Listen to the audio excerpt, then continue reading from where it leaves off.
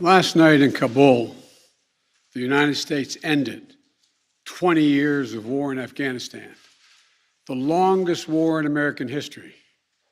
We completed one of the biggest airlifts in history, with more than 120,000 people evacuated to safety. That number is more than double what most experts thought were possible.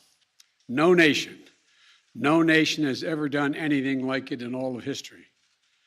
Only the United States had the capacity and the will and ability to do it, and we did it today.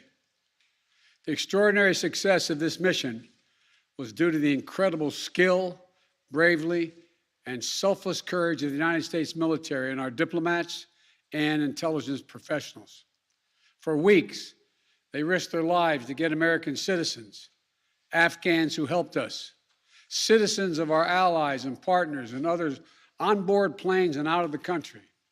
And they did it facing a crush of enormous crowds seeking to leave the country. And they did it knowing ISIS-K terrorists, sworn enemies of the Taliban, were lurking in the midst of those crowds.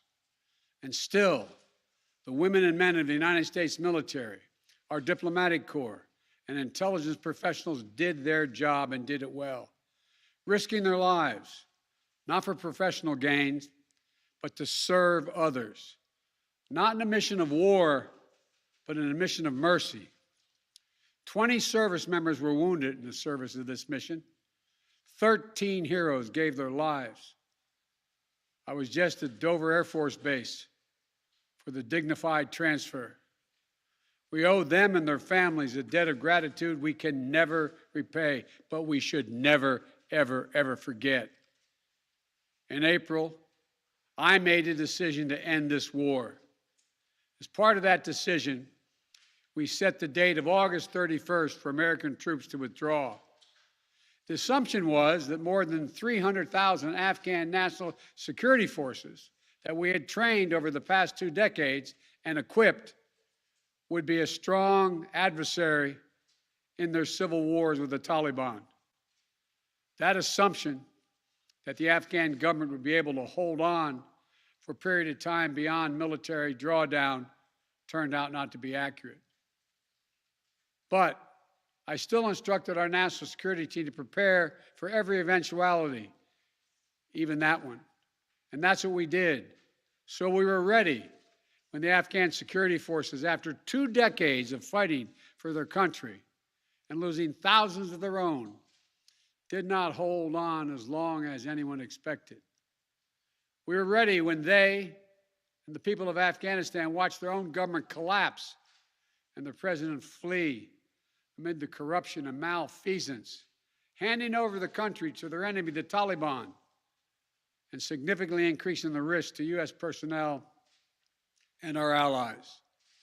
As a result, to safely extract American citizens before August 31st, as well as embassy personnel, allies and partners, and those Afghans who had worked with us and fought alongside of us for 20 years, I had authorized 6,000 troops, American troops, to Kabul to help secure the airport.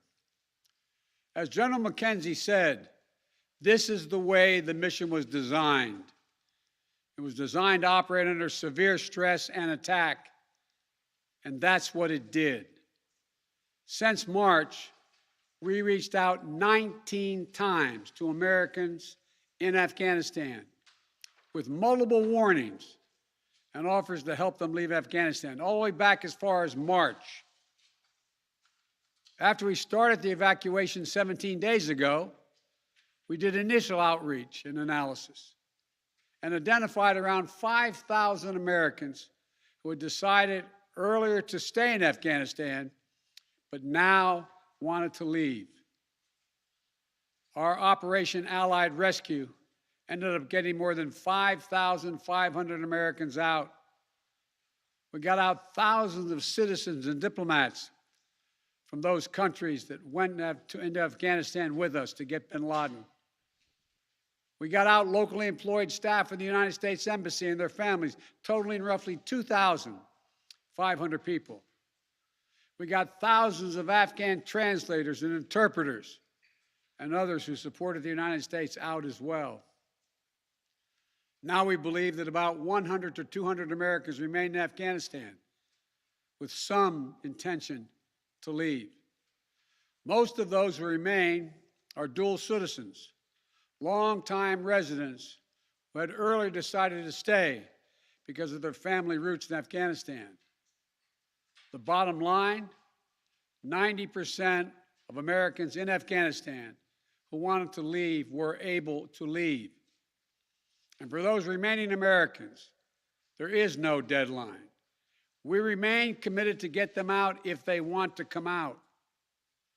Secretary of State Blinken is leading the continued diplomatic efforts to ensure safe passage for any American, Afghan partner, or foreign national who wants to leave Afghanistan. In fact, just yesterday, the United Nations Security Council passed a resolution that sent a clear message about what the international community expects the Taliban to deliver on moving forward, notably freedom of travel, freedom to leave. And together, we are joined by over 100 countries that are determined to make sure the Taliban upholds those commitments. It will include ongoing efforts in Afghanistan to reopen the airport, as well as overland routes, allowing for continued departure to those who want to leave and deliver humanitarian assistance to the people of Afghanistan.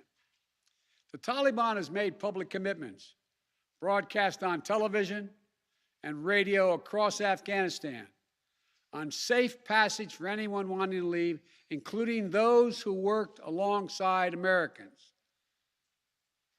We don't take them by their word alone, but by their actions. And we have leverage to make sure those commitments are met.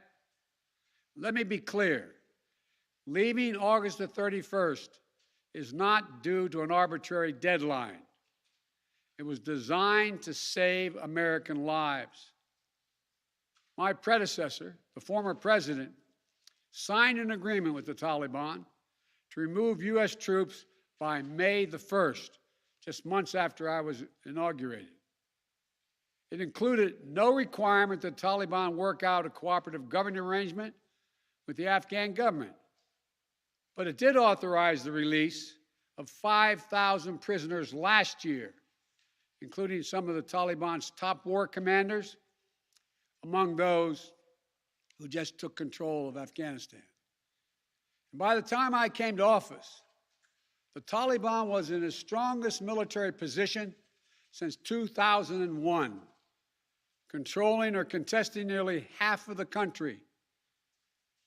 The previous administration's agreement said that if we stuck to the May 1st deadline that they had signed on to leave by, the Taliban wouldn't attack any American forces. But if we stayed, all bets were off. So we were left with a simple decision. Either follow through on the commitment made by the last administration and leave Afghanistan, or say we weren't leaving and commit another tens of thousands more troops going back to war. That was the choice, the real choice, between leaving or escalating. I was not going to extend this forever war, and I was not extending a forever exit. The decision to end the military airlift operations at Kabul airport was based on the unanimous recommendation of my civilian and military advisors, the Secretary of State, the Secretary of Defense, the Chairman of the Joint Chiefs of Staff, and all the service chiefs, and the commanders in the field.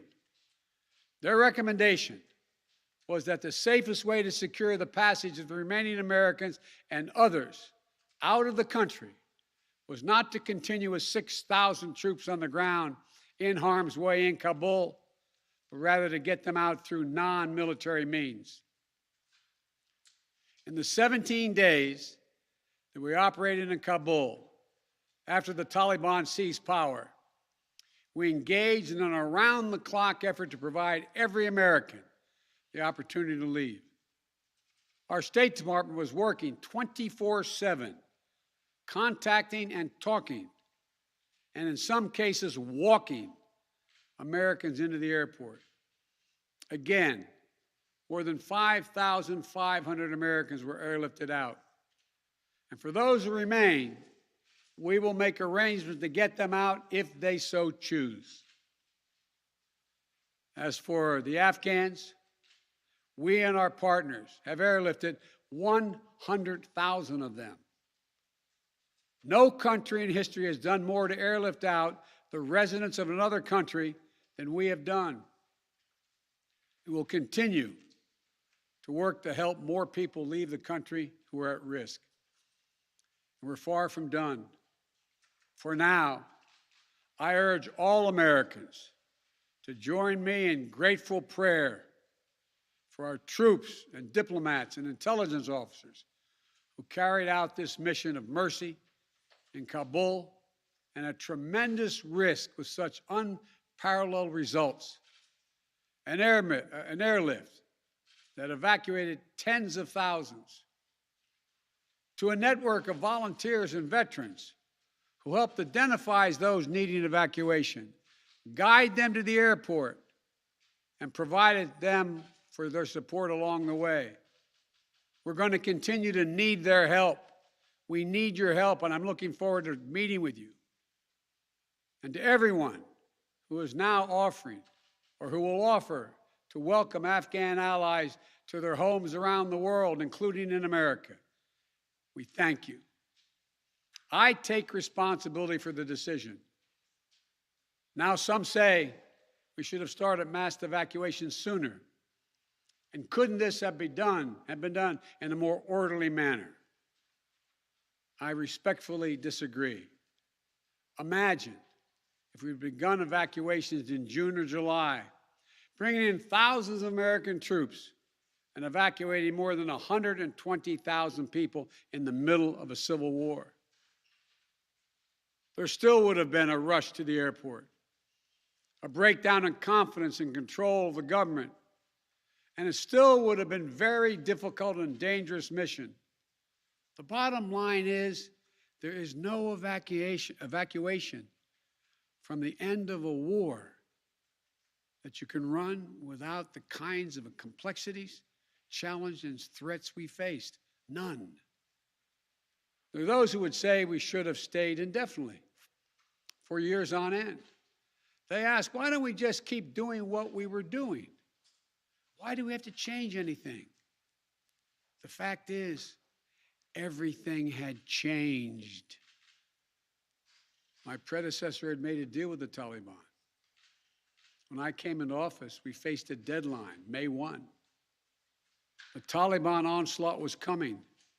We faced one of two choices: follow the agreement of the previous administration and extend to have more time for people to get out, or send in thousands of more troops and escalate the war. To those asking for a third decade of war in Afghanistan, I ask, what is the vital national interest? In my view, we only have one: to make sure Afghanistan can never be used again to launch an attack on our homeland. Remember why we went to Afghanistan in the first place? Because we were attacked by Osama bin Laden and al-Qaeda on September 11th, 2001. And they were based in Afghanistan. We delivered justice to bin Laden on May 2nd, 2011, over a decade ago. Al-Qaeda was decimated.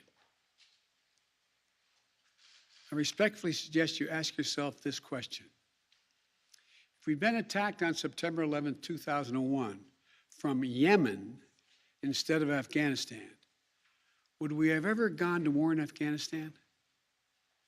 Even though the Taliban controlled Afghanistan in the year 2001? I believe the honest answer is no.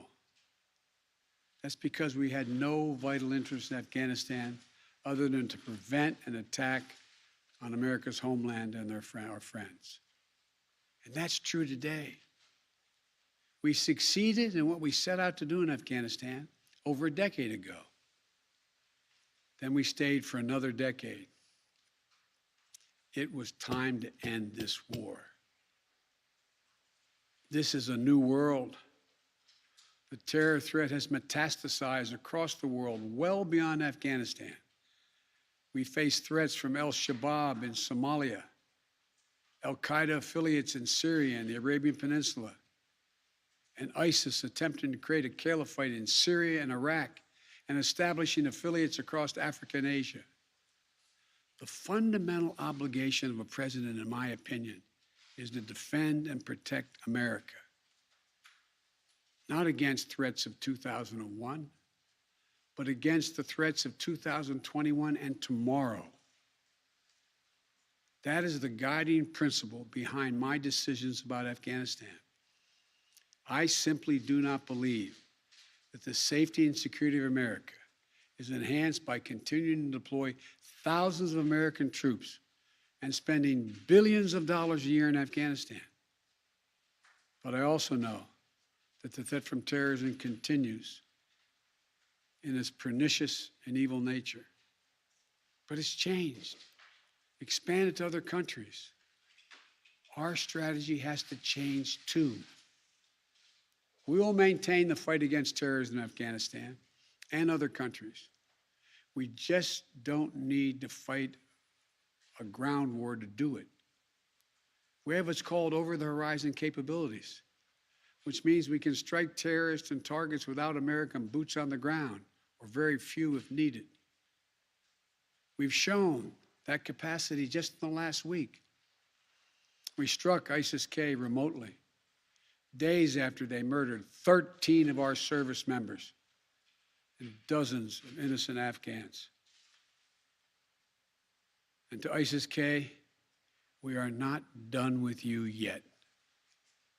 As Commander-in-Chief, I firmly believe the best path to guard our safety and our security lies in a tough, unforgiving, targeted, precise strategy that goes after terror where it is today, not where it was 2 decades ago.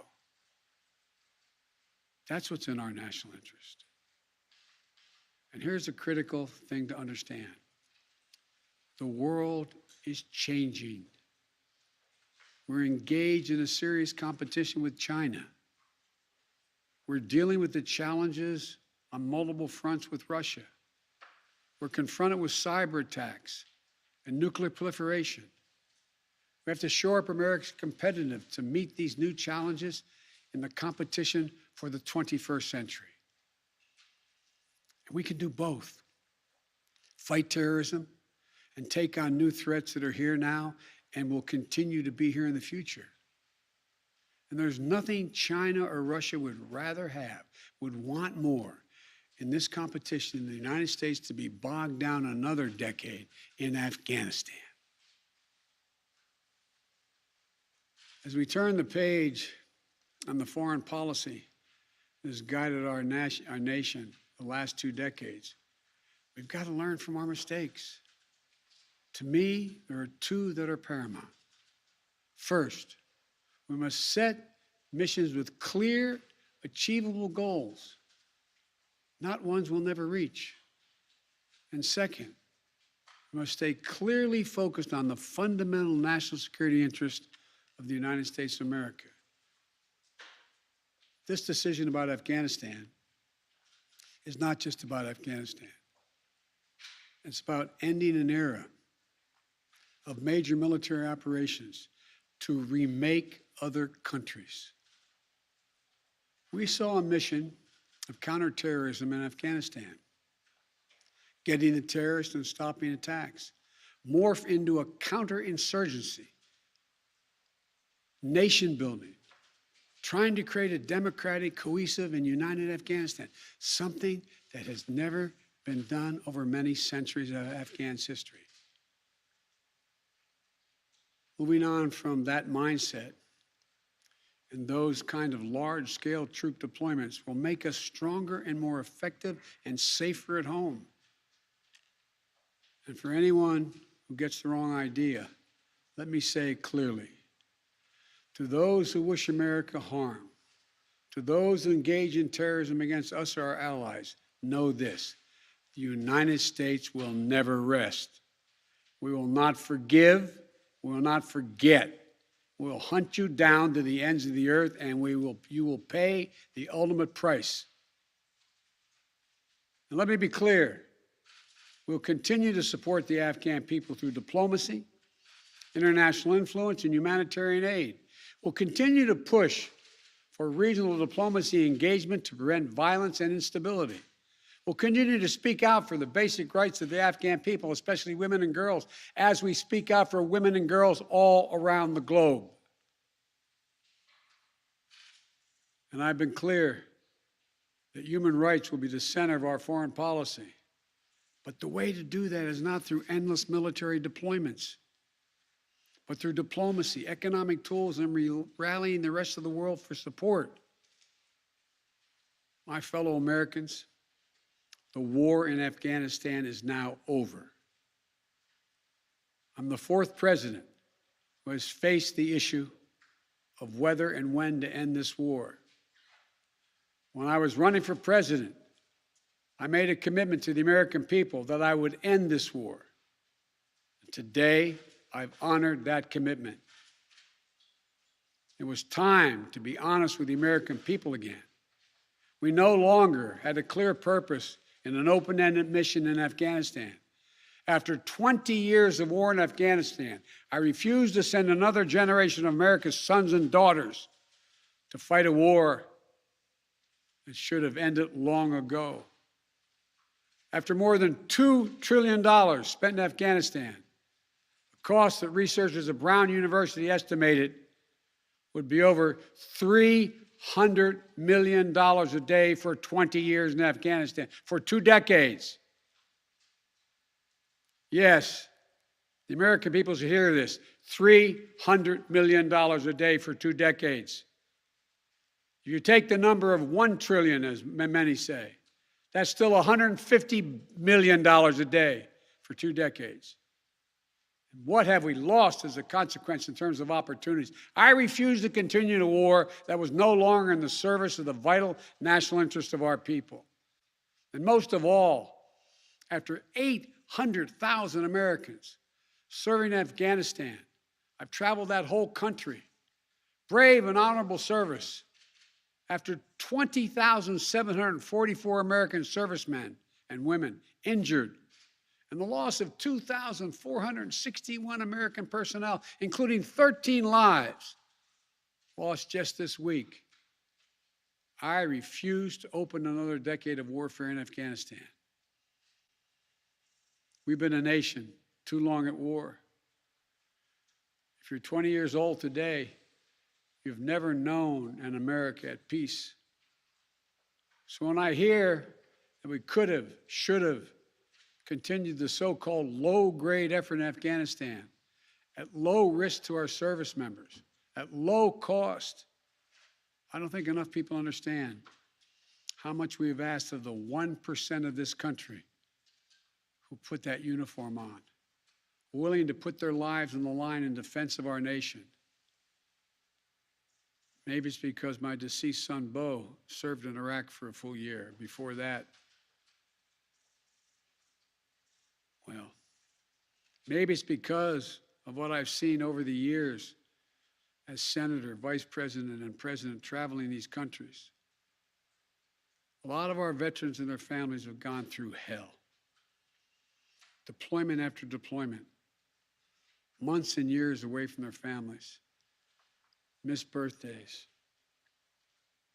anniversaries, empty chairs at holidays, financial struggles, divorces, loss of limbs, traumatic brain injury, post-traumatic stress. We see it in the struggles many have when they come home. We see it in the strain on their families and caregivers. We see it in the strain on their families when they're not there. We see it in the grief borne by their survivors. The cost of war they will carry with them their whole lives. Most tragically, we see in the shocking and stunning statistic that should give pause to anyone who thinks war can ever be low grade, low risk, or low cost. 18 veterans, on average, who die by suicide every single day in America. Not in a far-off place, but right here in America. There's nothing low grade or low risk or low cost about any war. It's time to end the war in Afghanistan. As we close 20 years of war and strife and pain and sacrifice, it's time to look to the future, not the past, to a future that's safer, to a future that's more secure, to a future that honors those who served and all those who gave what President Lincoln called their last full measure of devotion. I give you my word with all of my heart. I believe this is the right decision, the wise decision, and the best decision for America. Thank you. Thank you, and may God bless you all, and may God protect our troops. President Biden, President Biden, the worst Taliban